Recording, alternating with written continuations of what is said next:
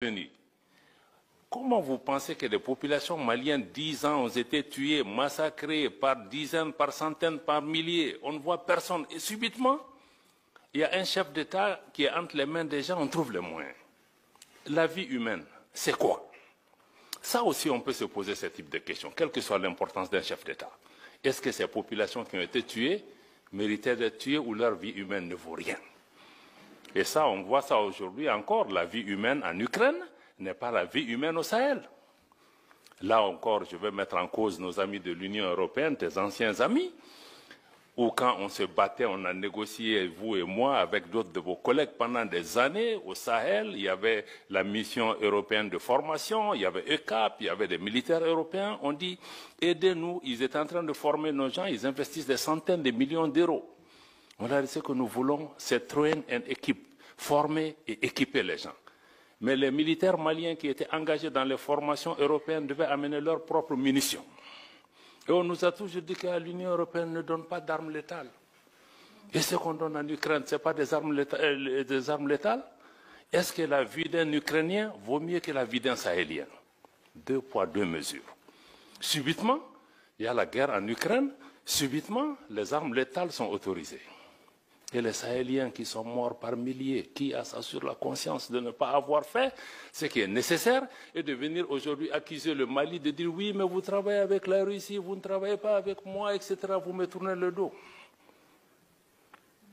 Quelqu'un a posé la question, ancien partenaire, nouveau partenaire. Ça, je vais vous répondre, madame.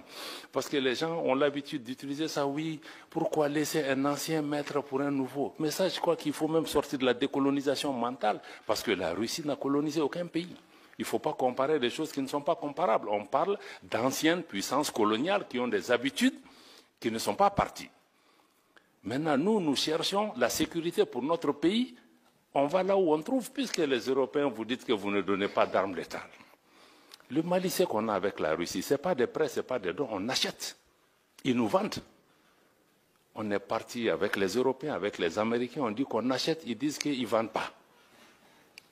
Mais vous voulez que je lutte contre Al-Qaïda, l'État islamique, avec des bâtons? Et subitement, en Ukraine, vous vous êtes rendu compte qu'il leur faut des armes pour se battre.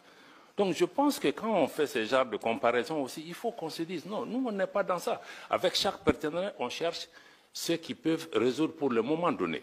Si c'est la Russie qui peut m'aider sur le plan militaire, je ferai. Si demain, c'est les Américains qui font mon affaire sur le plan économique, je ferai. Si c'est demain les Turcs qui peuvent... Donc moi je pense qu'il faut que les gens comprennent que nous sommes dans ce schéma. Parce que quand le Mali a voulu choisir, on nous a dit que non, vous ne pouvez pas choisir. On dit aux gens, non, tu viens dans ma maison, mais tu me dis que moi, je vais dormir dans telle chambre, tu chasses ta femme et ton voisin ne viendra pas chez toi. On était dans ce type de situation. Quelqu'un dit oui, la souveraineté, on en a parlé pendant des années. Ce n'est pas un concept nouveau. Mais ce n'est pas un concept nouveau parce que l'Afrique francophone n'a pas grandi, elle est restée adolescente.